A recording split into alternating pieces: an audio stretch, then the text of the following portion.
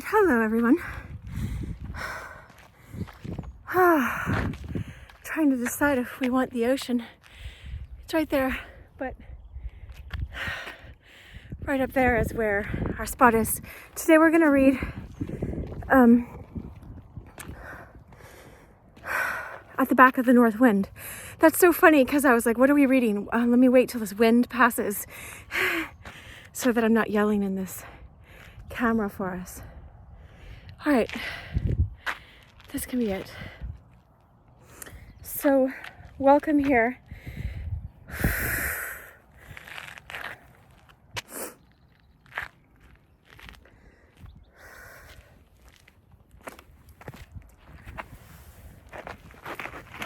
There's a little boy in this named Diamond. Now, I'm reading this book. I was led to this book actually because C.S. Lewis said that every one of his books, he quotes directly or indirectly George MacDonald. And so that's who wrote this.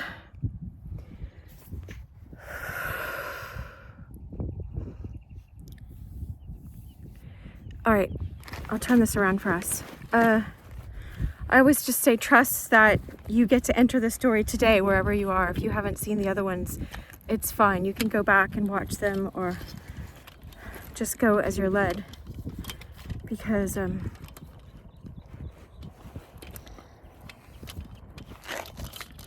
hopefully this wind isn't interfering with the sound. I almost brought my headphones today.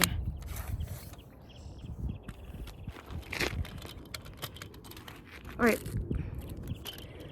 Let's begin. So, earlier in the book, Diamond has already been to the back of the North Wind. And we haven't seen the North Wind in a while. His father's a cabman. I wanted to just get started, so here we are. Just be present with nature. And I always say, you know, this is a chance for you and for me to just let go of everything else. Just take a deep breath and be in nature with me, and let's enter into this beautiful story. George MacDonald he's teaching us about our inner landscape. I mean, I don't have to give it all away what he's teaching us, but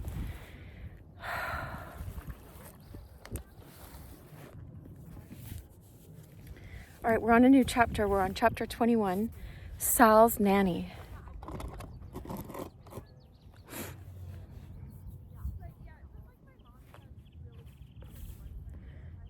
All right. Diamond managed with many blunders to read this rhyme to his mother. He was starting to learn how to read. I love every ounce of this book. It's just been so beautiful. All right. Isn't it nice, Mother? He said. Yes, it's pretty, she answered. I think it means something, returned Diamond. I'm sure I don't know what, she said. I wonder if it's the same boy. Yes, it must be the same little boy blue, you know. Let me see, how does that rhyme go? Little boy blue, come blow me your horn. Yes, of course it is. For this one went blowing his horn and beating his drum. He had a drum too. Oh yeah, the last chapter ended amazingly. Like, I'll just show you. I'll show you the end of the poem. If you want to look at it, it's definitely worth looking at. And if you're following the closed caption, then I read this in the last video that we had. I'm hoping this wind isn't too much, that you can hear me. I'll hold the book up a little to block the wind. So this book is from the 1800s, so that's why it's free copyright. All right, to read it. All right. Little boy blue, come blow me your horn. The sheep's in the meadow and the cows in the corn. He had to keep them out, you know, but he wasn't minding his work. It goes, where's the little boy that looks after the sheep? He's under the haystack, fast asleep. There, you see, Mother, and then let me see. Who will go and wake him? No, not I, for if I do, he'll be sure to cry. So I suppose nobody did wake him. He was a rather cross little boy, I dare say, when woke up. And when he did wake of himself and saw the mischief the cow had done to the corn, instead of running home to his mother, he ran away into the wood and lost himself. Don't you think that's very likely, Mother? I shouldn't wonder, she answered. So you see, he was naughty, for even when he lost himself, he did not want to go home. Any of the creatures would have shown him the way if he had asked it, all but the snake. He followed the snake, you know, and he took him farther away. I suppose it was a young one of the same serpent that tempted Adam and Eve. Father was telling us about it last Sunday, you remember? Bless the child, said his mother to herself, and then added aloud, finding that Diamond did not go on. Well, what next? I don't know, Mother. I'm sure there's a great deal more, but what it is, I can't say. I only know that he killed the snake. I suppose that's what he had a drumstick for. He couldn't do it with his horn. But surely you're not such a silly as to take it all for true, Diamond. Of course. I think it must be. It looks true. That killing of the snake looks true. It's what I've got to do so often. His mother looked uneasy. Diamond smiled full in her face and added, when baby cries and won't be happy, and when father and you talk about your troubles, I mean. Right? You have to kill the snake in that. This did little to reassure his mother, and lest my reader should have his qualms about it too, I venture to remind him once more that Diamond had been to the back of the north wind. He had pretty much died before, earlier in the story, with an ailment, and went to the back of the north wind. So he saw things. He had a mystic understanding of things. I mean, you can listen to the story and get more than that. I don't want to just tell you. You know, it's like it's meant to wake us up individually and collectively. All right.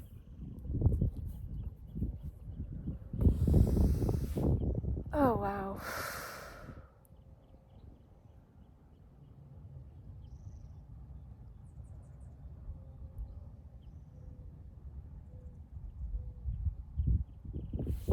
I'm just looking here.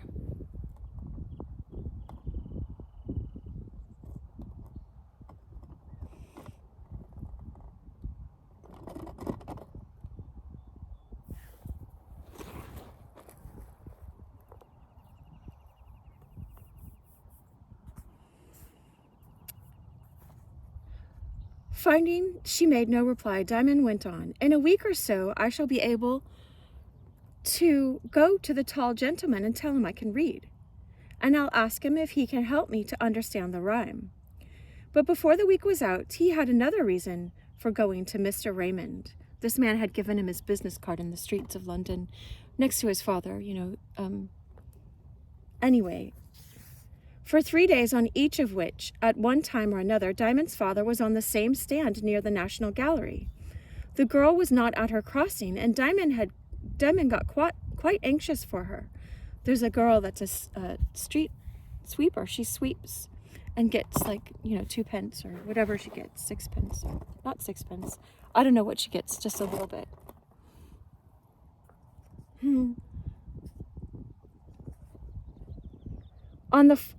So the girl was not at her crossing, and Diamond got quite anxious about her, fearing she must be ill. On the 4th day, not seeing her yet, he said to his father, who had that moment shut the door of his cab upon a fare, Father, I want to go and look after the girl. She can't be well. All right, said his father, only take care of yourself, Diamond. So saying, he climbed on his box and drove off. He had great confidence in his boy, you see, and would trust him anywhere. But if he had known the kind of place in which the girl lived, he would perhaps have thought twice before he allowed him to go alone. Diamond, who did not know something of it, had not, however, any fear. From talking to the girl, he had a good notion of whereabout it was, and he remembered the address well enough, so by asking his way some 20 times, mostly of policemen, he came at length pretty near the place. The last policeman he questioned looked down upon him from the summit of 6 feet and 2 inches and replied with another question, but kindly, "What do you want there, my small kid? It ain't where you was bred, I guess." "No, sir," answered Diamond. "I live in Blossombury." "That's a long way off," said the policeman. "Yes, it's a good distance," answered Diamond. "But I find my way about pretty well. Policemen are always kind to me." Here's the picture.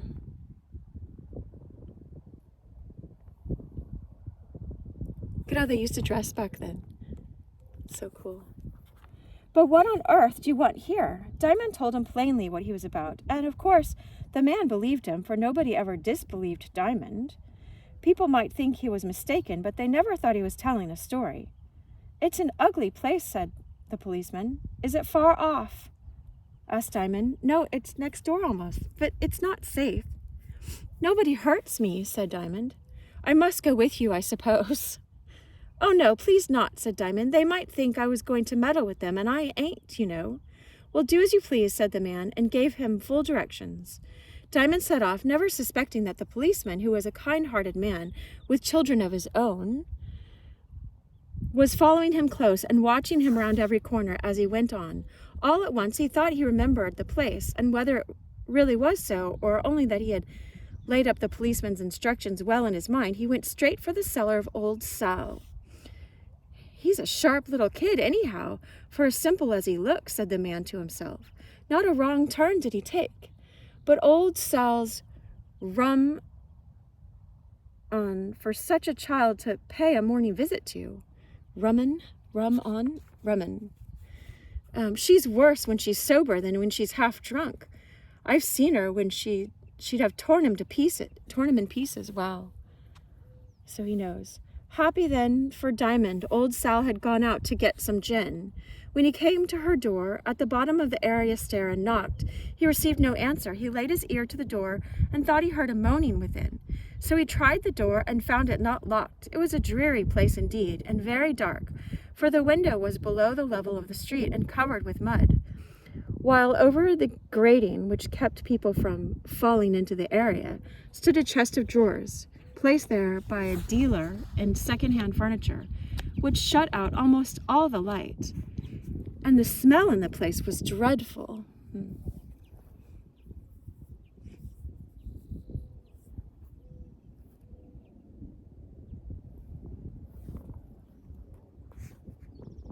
Diamond stood still for a while, for he could see next to nothing, but he heard the moaning plainly enough. When he got used to the darkness, he discovered his friend lying with closed eyes and a white, suffering face on a heap of little better than rags in a corner of the den. Here's the picture of her.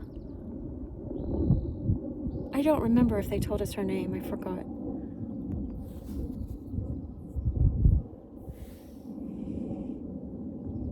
He went up to her and spoke, but she made him no answer. Indeed, she was not in the least aware of his presence, and Diamond saw that he could do nothing for her without help. So taking a lump of barley sugar from his pocket, which he had bought for her as he came along, and laying it beside her, he left the place, having already made up his mind to go and see the tall gentleman, Mr. Raymond, and ask him to do something for Sal's nanny, as the girl was called. Oh, Sal's nanny.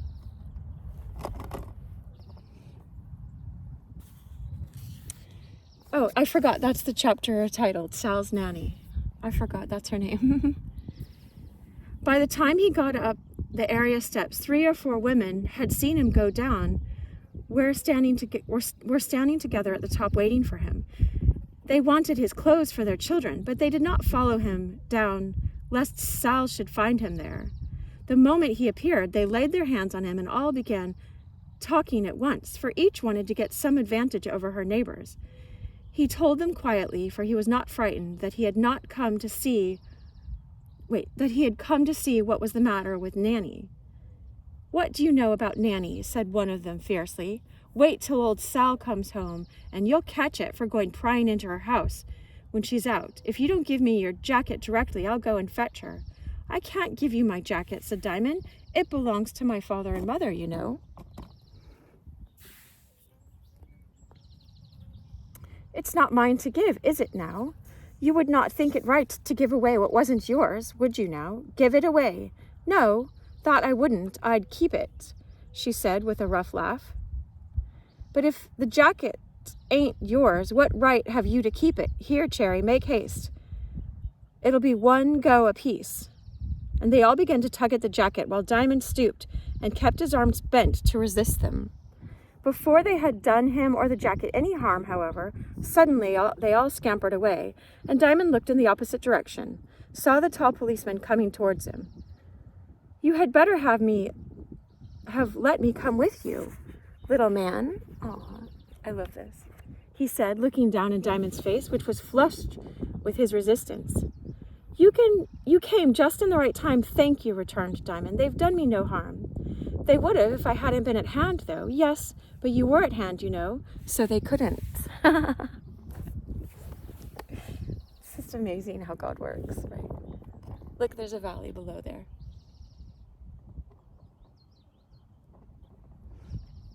Look at the plants and stuff.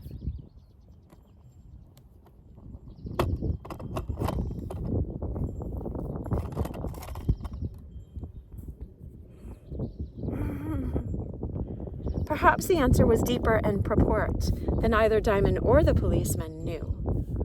They walked away together, Diamond telling his new friend how ill poor Nanny was. His new friend, right? That was in the last chapters about, these are my friends. And his father was like, everyone you meet's not your friend. And he's like, why not? I'll make them my friend.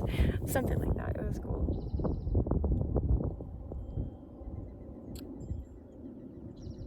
And they walked away together, and Diamond telling his new friend how ill poor Nanny was, and that he was going to let the tall gentleman know.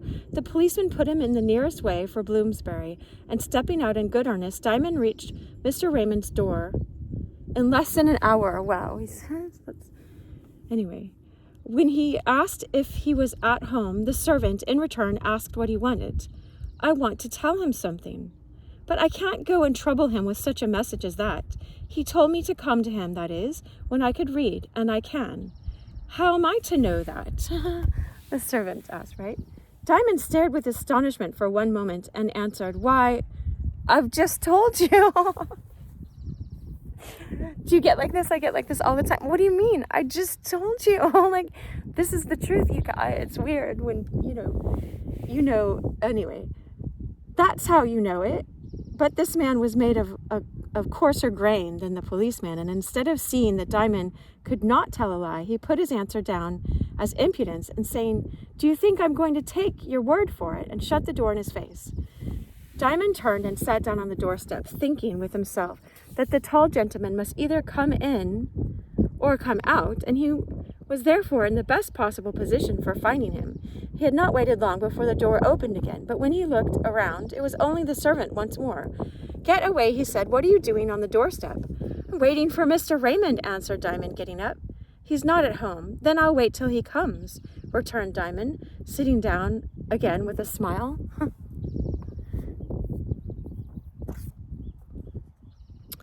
What the man would have done next, I do not know, but a step sounded from the hall, and when Diamond looked round just again, there was the tall gentleman. Who's this, John? He asked. I don't know, sir, an impertinent little boy, as will sit on the doorstep. Please, sir, said Diamond. He told me you weren't at home, and I sat down to wait for you. What? Said Mr. Raymond. John, this won't do. Is it a habit of yours to turn away my visitors? There'll be someone else to turn away, I'm afraid, if I find any more of this kind of thing. Come in, my little man. I suppose you've come to claim your sixpence. No, sir, not that. What? Can't you read? Yes, I can now, a little. But I'll come for that next time. I come to tell you about Sal's nanny. Who's Sal's nanny? The girl at the crossing you talked to the same day. Oh, yes, I remember. What's the matter? Has she got run over?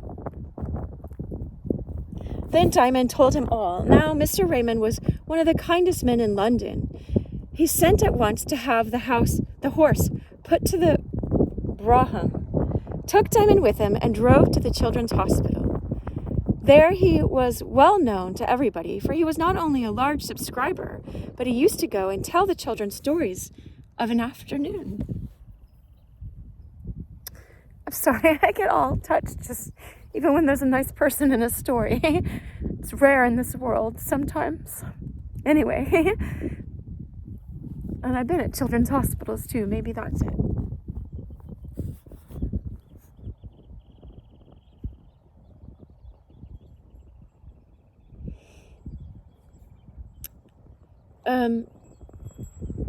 One of the doctors promised to go and find Nanny and do what could be done, have her brought to the hospital if possible. The same night they sent a litter for her, and as she could be of no use to old Sal until she was better, she did not object to having her removed, because she cleaned her house and did other stuff and brought money back from sweeping. Well, I don't know if she cleaned the house, but she did stuff around there, and when she cleaned the streets, Sal would take all the money mostly for herself, for Jen, anyway. So Sal did not object to having her removed. So she was soon lying in the fever ward for the first time in her life in a nice clean bed, but she knew nothing of the whole affair. She was too ill to know anything. I wonder if she's going to the back of the North Wind now. Chapter 22, Mr. Raymond's Riddle. I haven't read this book in so many years, so I just don't know what's next. It's a nice feeling, right? When you know it's... when C.S. Lewis, I was reading Mere Christianity, he quoted George MacDonald, and he says, that from this great Christian writer, I just loved hearing that, because I know Lewis so well, and I know MacDonald, and it's just to hear Lewis call him this great Christian writer. I mean, I have his anthology book. C.S. Lewis compiled his favorite quotes of George MacDonald. I maybe 365 of them. I can't remember. I have it next to my bed. Anyway. Mr. Raymond's Riddle, Chapter 22. Mr. Raymond took Diamond home with him, stopping at the Mews, that's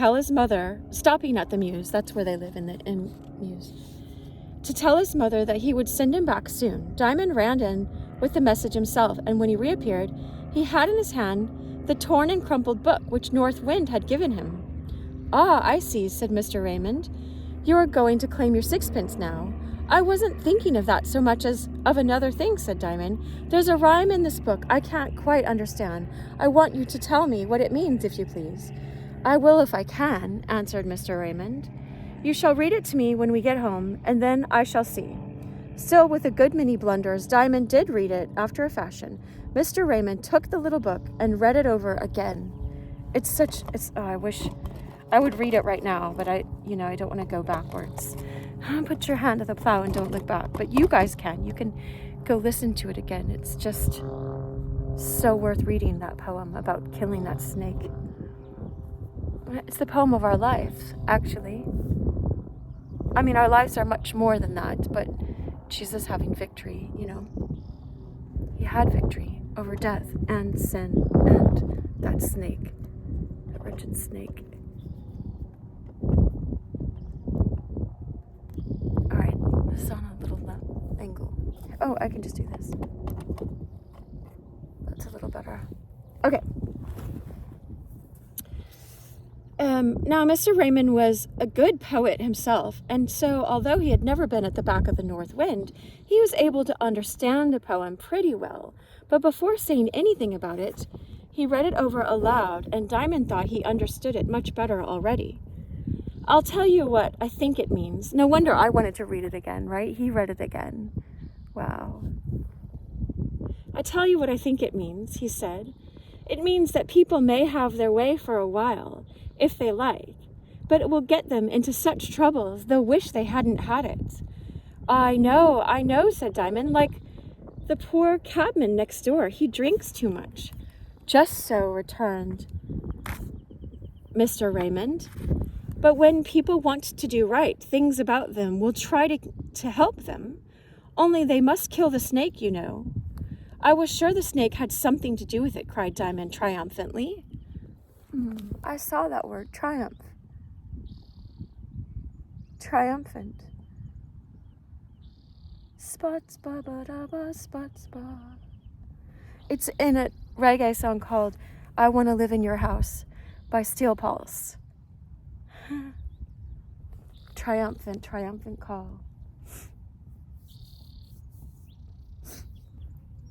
We are triumphant in Christ, but I don't know what your faith practice is that's reading this, so I'll just keep reading the book for us.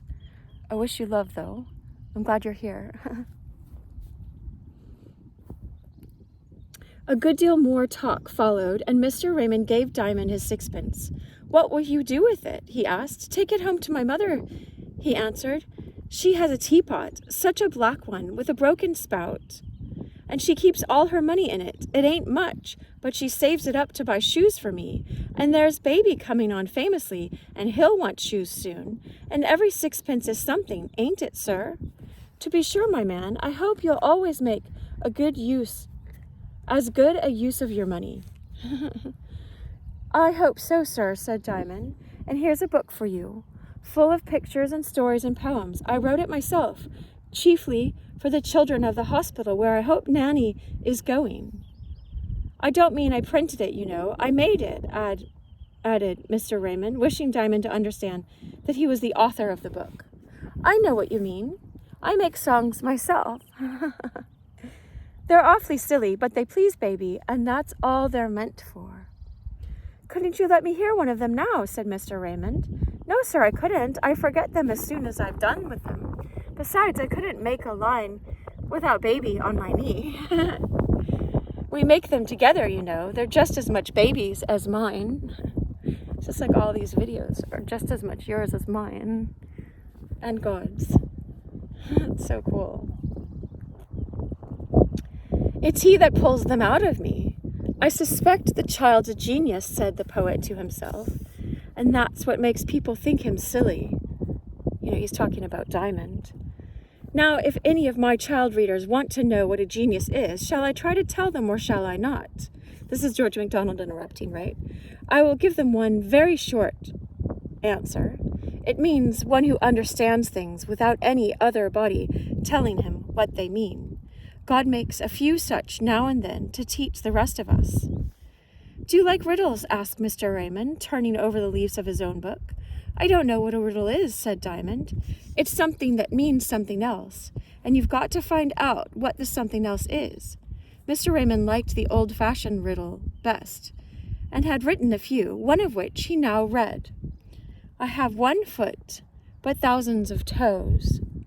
My 1 foot stands, but never goes.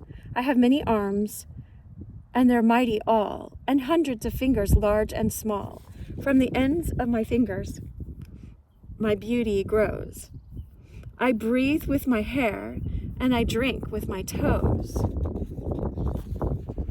I grow bigger and bigger about the waist, and yet I am always very tight-laced. None ever saw me eat.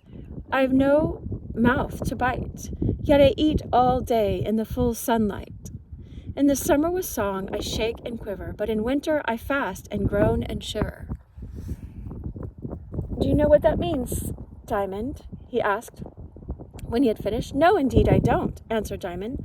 "Then you can read it for yourself and think over it and see if you can find it out," said Mr. Raymond, giving him the book. "And now you had better go home to your mother. When you've found the riddle, you can come again." Right. That's awesome. I was just thinking we ought to do that for dating. It's like, when you figured out this riddle that was in this book of George MacDonald's, then you can have another date. Anyway, if Diamond had to find out the riddle in order to see Mr. Raymond again, I doubt if he would ever have seen him. Wow, that's funny. "Oh, then I think I hear some little readers say, he could not have been a genius, for a genius finds out things without being told. I answer, genius finds out truths, not tricks. And if you do not understand that, I'm afraid you must be content to wait till you grow older and know more." Let's hope that happens, right? I'm going to lower this a little bit so I can block it better. Okay. Chapter 23, The Early Bird. When Diamond got home, he found his father at home already, sitting by the fire and looking rather miserable, for his head ached and he felt sick. He had been doing night work of late, and it had not agreed with him, so he had given it up, but not in time, for he had taken some kind of fever. The next day he was forced to keep his bed, and his wife nursed him, and Diamond attended to the baby. If he had not been ill, it would have been delightful to have him at home. And the first day, Diamond sang more songs than ever to the baby, and his father listened with some pleasure. But the next he could not bear, even Diamond's sweet voice, and was very ill indeed. So Diamond took the baby into his own room, and he had no end of quiet games with him there. If he did pull all his bedding on the floor, it did not matter, for he kept baby very quiet and made the bed himself again, and slept in it with baby all the night next, and many nights after. But long before his father got well, his mother's savings were all but gone. She did not say a word about it in the hearing of her husband, lest she should distress him. And one night, when she could not help crying, she came into Diamond's room, that his father might not hear. She thought Diamond was asleep, but he was not. When he heard her sobbing, he was frightened and said, "Is father worse, mother?" "No, Diamond," she answered as well as she could. "He's a good bit better." "Then what are you crying for, mother?" "Because my money is almost gone," she replied. "Oh, Mammy, you make me think of a little poem Baby and I learned out of the North Wind's book today. Don't you remember how I bothered you about some of the words?" "Yes, child," said his mother heedlessly, thinking only of what she could do after tomorrow. Diamond began and repeated the poem, for he had a wonderful memory. A little bird sat on the edge of her nest. Her yellow beak slept as sound as tops. That day she had done her very best. She had filled every one of her little crops. She had filled her own just over full, and hence she was feeling a little dull. "Oh dear," she sighed, as she sat with her head sunk in her chest and no neck at all, while her crop stuck out like a feather bed, turned inside out and rather small. "What shall I do if things don't reform? I don't know whether there's a single worm. I've had 20 today, and the children 5 each, besides a few flies and some very fat spiders. No one will say I don't do as I preach, but I'm one of the best of bird providers. But where's the use? We want a storm. I don't know where there's a single worm." "There's 5 in my crop," said a wee bird, which woke at the voice of his mother's pain. "I know where there's 5, and with the word he tucked in his head and went off again. The folly of children," sighed his mother. "He's always been my special brother." The yellow beaks, they slept on and on. They never had heard of the bogey tomorrow. Like the boogeyman, I think. But the mother sat aside, making her moan. She'll soon have to beg or steal or borrow. For she never can tell the night before where she shall find one red worm more. She never can tell the night before where she shall find one red worm more. All right, I'll try to do the poem. I'm a psychologist in my day job, not like a reader, but I do this for us, right? So there's an infinity sign. Someone painted on this rock, but I don't want to show graffiti. Anyway, there's a heart and an infinity sign. All right. I just saw it as graffiti before. It's so weird. I think I know I saw it. I never saw the infinity sign before, because your brain, once you label something, you just write it out instead of just being present with whatever it is. But anyway, the fact, as I say, was she'd had too many. She couldn't sleep, and she called it virtue, motherly foresight, affection, any name it any name you may call it, that will not hurt you. So it was late ere she tucked her head in, and she slept so late it was almost a sin. But the little fellow, who knew of 5, nor troubled his head about any more, woke very early, felt quite alive, and wanted a 6th to add to his store. He pushed his mother, the greedy elf, and thought he had better try for himself.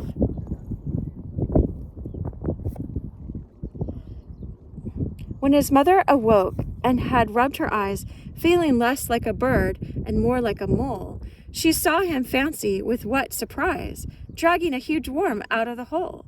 'Twas the same hero the proverb took form. "'Tis the early bird that catches the worm." Wow. She's saying that's how the proverb came about from this poem, you know. "'Tis the early..." That's how, from this bird that woke up early. "There, Mother," said Diamond as he finished. "Ain't it funny?" "I wish it were like that little bird, Diamond, and she could catch worms for you yourself," said his mother, as she rose to go and look after her husband. Diamond lay awake for a few minutes, thinking what he could do to catch worms. It was very little trouble to make up his mind, however, and still less to go to sleep after it. He just went to sleep right after. I know what he's going to do. Chapter 24, Another Early Bird. I'm going to have this really close for the wind's sake. I guess it's appropriate that we have the north wind in our story. Hopefully you can hear or read the captions or something.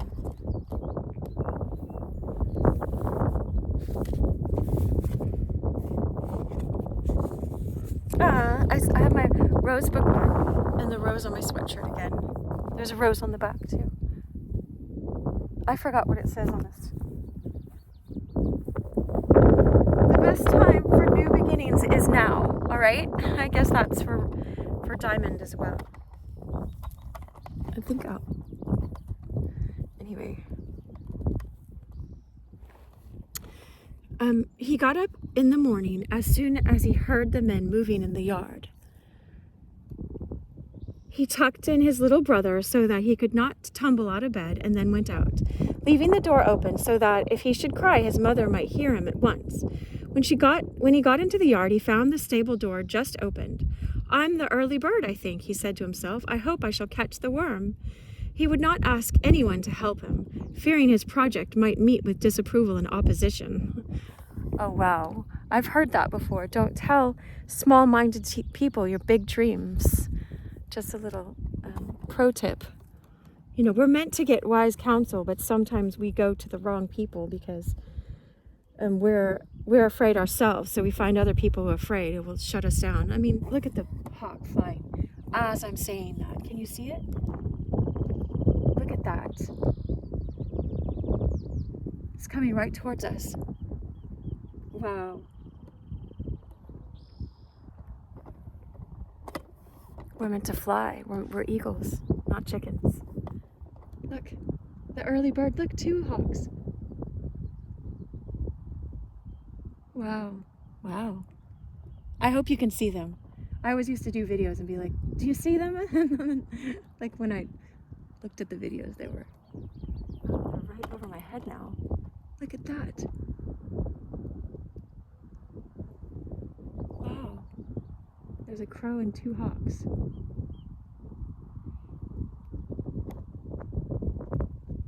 Strange. This world is strange, this matrix we're in. I leave it to God and trust Him with it, right?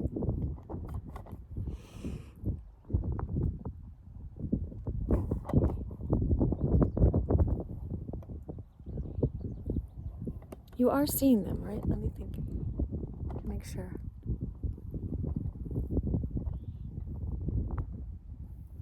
That I'm pointing the camera in the right direction. Oh, there it is. Okay, at least we have it. At 39. There's the other one too. Okay. They're really close. They're right overhead. Like it went straight over my head. Okay. So,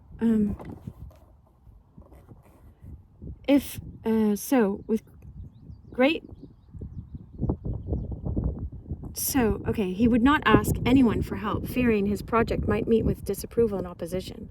With great difficulty, but with the help of a broken chair he had brought down from his bedroom, he managed to put the harness on Diamond. If the old horse had the least objection to the proceeding, of course he could not have done it, but even when it came to the bridle, he opened his mouth for the bit, just as if He had been taking the apple which Diamond sometimes gave him. He fastened the cheek strap very carefully, just in the usual hole, for fear of choking his friend. The horse's name is Diamond as well. It's his dad's favorite horse. That's earlier in the book. It was a job to get the saddle on, but with the chair, he managed it. If old Diamond had had an education in physics,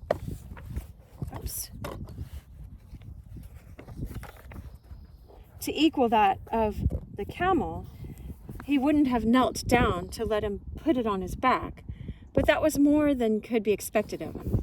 Then Diamond had to creep under him to get hold of the girth. The collar was almost the worst part of the business, but there Diamond could help. Diamond. There Diamond could help Diamond. Here's the picture.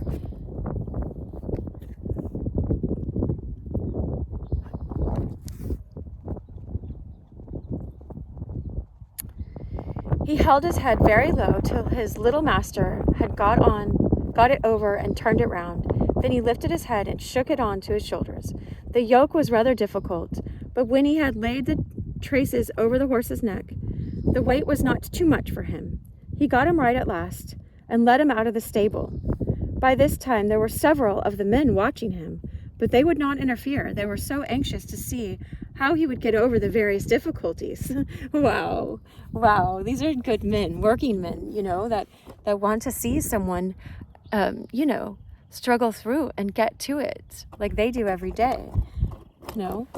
This is how men are trained. Boys are trained to be men in a way.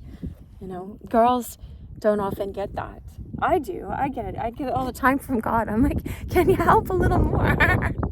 It's just like, how will you learn to fly if I help you all the time? You got to stretch out your wings, right? You've got to, or you'll never learn to fly.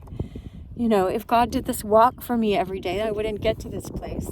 My legs wouldn't be working enough to get us here to this beautiful landscape. Look over there.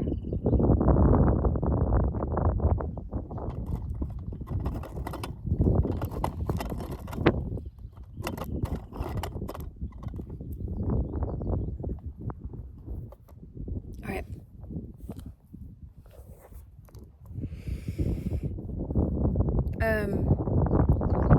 They followed him as far as the stable door, and there stood watching him again as he put the horse between the shafts, got them one after the other into the loops, fastened the traces, the belly band, the breeching, and the reins. Then he got his whip. The moment he mounted his box, the men broke into a hearty cheer of delight at his success. But they would not let him go without a general inspection of the harness, and although they found it right, for not a buckle had to be shifted, they never allowed him to do it for himself again, all the time his father was ill. Oh, wow. I'm gonna cry. The cheer brought his mother to the window, and there she saw her little boy setting out alone with the cab in the grey of the morning. She tugged at the window, but it was stiff, and before she could open it, Diamond, who was in a great hurry, was out of the mews and almost out of the street. She called, "Diamond, Diamond," but there was no answer except from Jack. "Never fear for him, ma'am," said Jack. "It'd be only a devil as would hurt him, and there ain't so many of them as some folk would have you believe. A boy a Diamond size, as can harness a horse, others Diamond size, and put him to right as a trivet. If he do upset the cab, it'll fall on his feet, ma'am. I don't know, it'll, in a way, you know what he's saying. But he won't upset the cab, will he, Jack?" "No, ma'am. Leastways, he won't go for to do it." "I know as much as that myself." "What do you mean?" "Well, because Jack had let Diamond drive his cab a little and taught him to be a cab some. Jack is the one that owns the stable, I think, right? I mean, he's as little likely to do it as the oldest man in the stable. He's the governor today, ma'am. Governor. He's the master in charge, right? He's the governor today, ma'am." Oh, no, sorry. How's the governor? He's asking, there's a question at the end. How's the governor today, ma'am? How's Diamond's father? Governor. He never named him. That's why he probably keeps calling him. "A good deal better. Thank you," she answered.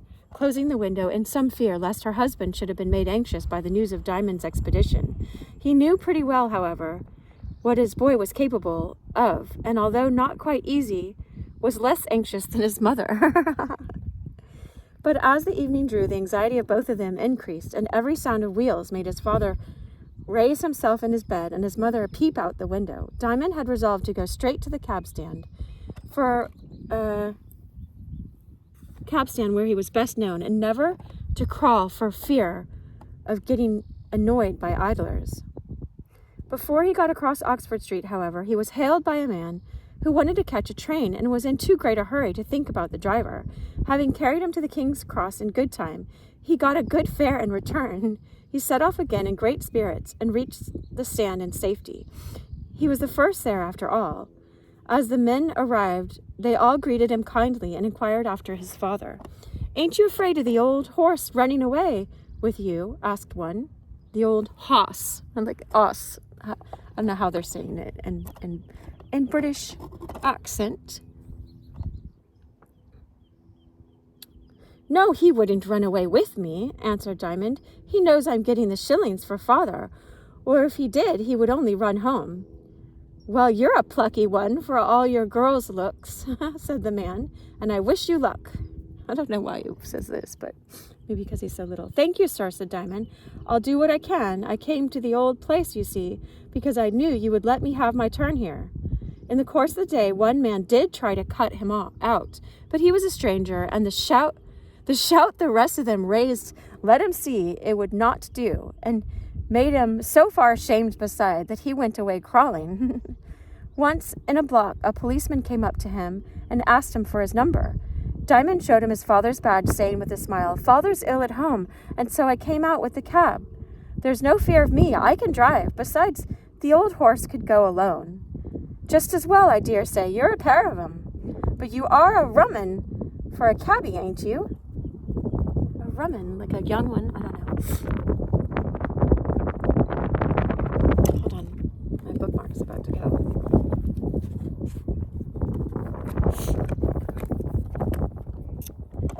Said the policeman. "I don't know as I ought to let you go." "I ain't done nothing," said Diamond. "It's not my fault. I'm no bigger. I'm big enough for any age." "Oh, I'm big enough for my age. I'm big enough for my age." "That's where it is," said the man. "You ain't fit." "How do you know that?" asked Diamond with his usual smile and turning his head like a little bird.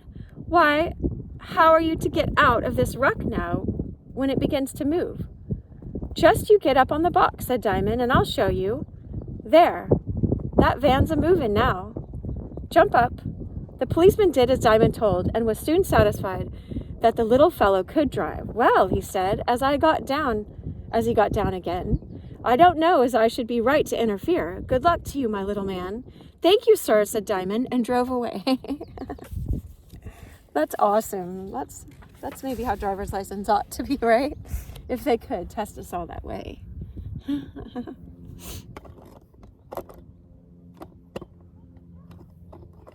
In a few minutes, a gentleman hailed him. "Are you the driver of this cab?" he asked. "Yes, sir," said Diamond, showing his badge, of which he was proud. "You're the youngest cabman I ever saw. How am I to know you won't break all my bones?" "I would rather break all my own," said Diamond, "but if you're afraid, never mind me. I shall soon get another fare." "I'll risk it," said the gentleman, and opening the door himself, he jumped in. He was going a good distance, and soon found that Diamond got him over the ground well. Now when Diamond had only to go straight ahead, and had not to mind so much what he was about, his thoughts always turned to the riddle Mr. Raymond had set him. And this gentleman looked so clever that he fancied he must be able to read it for him. He had given up all hope of finding it out for himself, and he could not plague his father about it when he was ill. He had thought of the answer himself, but fancied it could not be the right one, for to see how it all fitted required some knowledge of physiology. So when he reached the end of his journey, he got down very quickly, and with his head just looking in the window, said, as the gentleman gathered his gloves and newspapers, "Please, sir, can you tell me the meaning of a riddle?" "You must tell me the riddle first," answered the gentleman, amused. Diamond repeated the riddle. "Oh, that's easy enough," he returned. "It's a tree." Well, it ain't got no mouth, sure enough. But how then does it eat all day long? It sucks in its food through the tiniest holes in its leaves, he answered. Its breath is its food, and it can't do it except in the daylight. Thank you, sir. Thank you, returned Diamond. I'm sorry I couldn't find it out myself. Mr. Raymond would have been better pleased with me. Hi, y'all. Hello. Oh, is there a path down there? Yeah. Oh, I didn't know that. Oh, that's great. That's great. I never sat here before, but I have to go back and take my kid to school, so I'm making my video and reading the story. No, don't worry at all. That's all of our trails. Hi. That's awesome. Now I know of a new trail. I didn't know it went down. Oh, that's okay.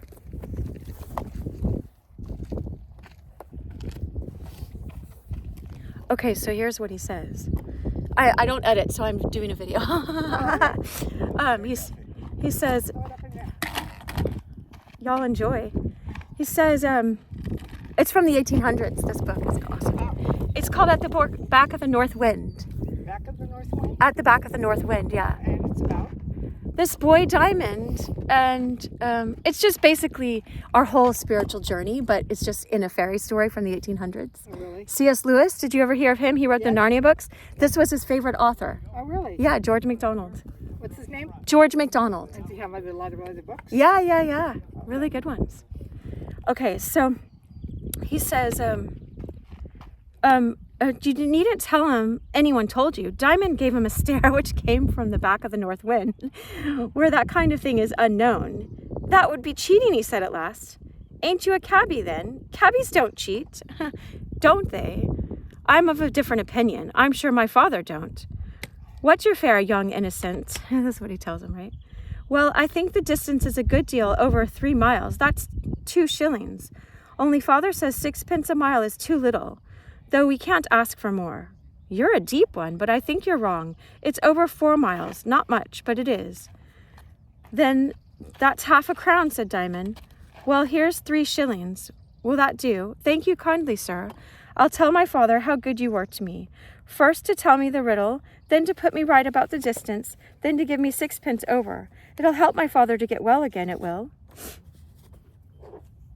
I hope it may, my man. I shouldn't wonder if you're as good as you look after all.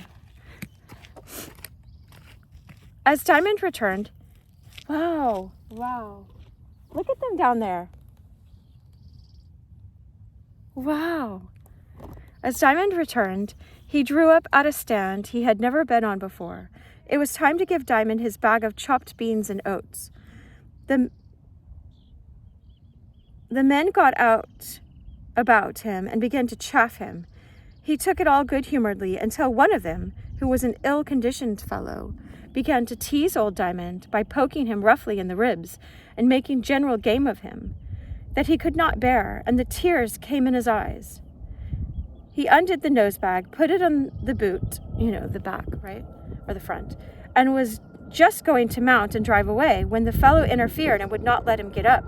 Diamond endeavored to persuade him and was very civil, but he would have his fun out of him, as he said. In a few minutes, a group of idle boys assembled, and Diamond found himself in a very uncomfortable position. Another cab drew up at the stand, and the driver got off and approached the assemblage. "What's up here?" he asked, and Diamond knew the voice. It was that of the drunken cabman. Look who's here to rescue him. "Do you see this young oyster? He pretends to drive a cab," said his enemy. "Yes, I do see him, and I sees you too. You'd better leave him alone. He ain't no oyster. He's an angel come down on his own business. You be off, or I'll be nearer you than quite agreeable."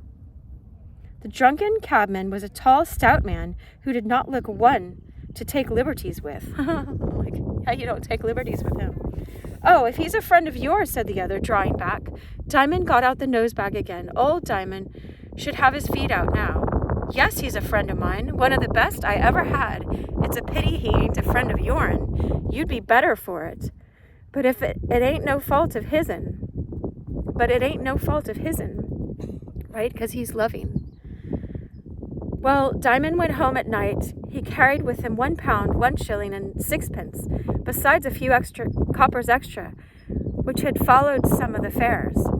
His mother had got very anxious indeed, so much so that she was almost afraid when she did not hear the sound of his cab to go and look, lest she should be yet again disappointed and should break down before her husband. But there was the old horse, and there was the cab all right, and there was Diamond on the box, his pale face looking triumphant as a full moon in the twilight. When he drew up the stable door, Jack came out, and after a good many friendly questions and congratulations, said, "You go into your mother, Diamond. I'll put up your old horse. I'll take care of him. He do so deserve some small attention, he do." "Thank you, Jack," said Diamond, and bounded into the house and into the arms of his mother, who was waiting for him at the top of the stair. The poor anxious woman led him into his own room, sat down on his bed, took him up on her lap as if he had been a baby, and cried. "Has father?" asked Diamond, almost afraid to ask. "Better, my child," she answered, "but uneasy about you, my dear." Oh, we're almost done with the chapter. I think I'll just finish with this chapter. How was it? Awesome. Good. I should go do that in the cave down there. Yeah, I could. That's a good place. Be careful. Yeah, thanks, y'all. You too. Lovely to meet you.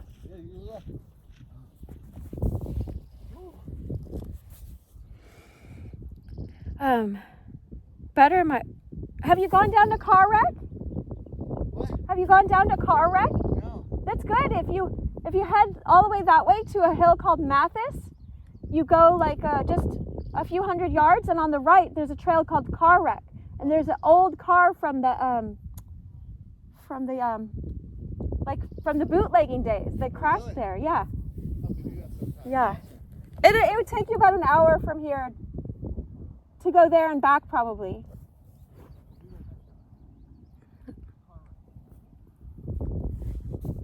Anyway, didn't you tell him, but uneasy about you, didn't you tell him I was the early bird gone out to catch the worm? Sorry if that was yelling for you guys. We're almost out. That was what put it into your head, was it, you monkey? Said his mother, beginning to get better. That or something else, answered Diamond, so very quietly. There's a picture of him, his dad and his mom and the baby. Like the baby in the basket. And the wind for us, right? Said Diamond so very quickly that his mother held his head back and stared in his face. "Well, of all the children," she said, and said no more. "And here's my worm," resumed Diamond.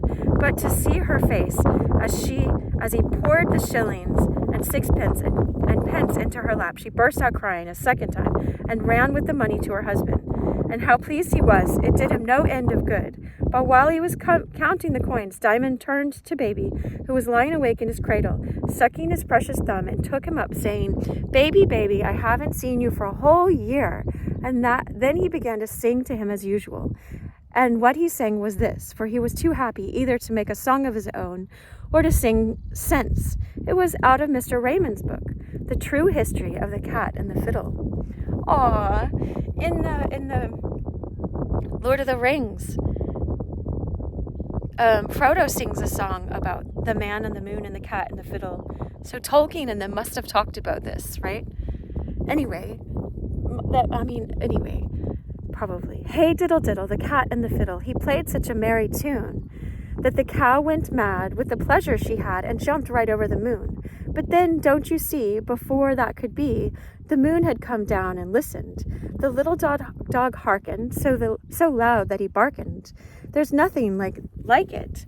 There isn't. Hey, diddle, diddle, went the cat and the fiddle. Hey, diddle, diddle, dee, dee. The dog laughed at the sport till his cough cut him short. It was hey, diddle, diddle, oh me. And back came the cow with a merry, merry low. For she'd humbled the man in the moon. The dish got excited, the spoon was delighted, and the dish waltzed away with the spoon. But the man in the moon, coming back too soon from the famous town of Norwich, caught up the dish, said, "It's just what I wish, to hold my cold plum porridge." Give the cow a rat-tat, flung water on the cat, and sent him away like a rocket. Said, "Oh moon, there you are," got into her car, and went off with the spoon in his pocket. Hey ho, diddle, diddle, the wet cat and wet fiddle. They made such a caterwauling that the cow in a fright stood bolt upright, bellowing now and bawling. And the dog on his tail stretched his neck with a will, but ho, ho, said the man in the moon, no more in the south shall I burn my mouth, for I found a dish and a spoon. Okay, the next chapter is called Diamond's Dream. Chapter 25 will be next. Aww.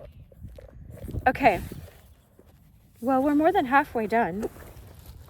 It's not like Evelyn Underhill's book that took 60 hours to get through.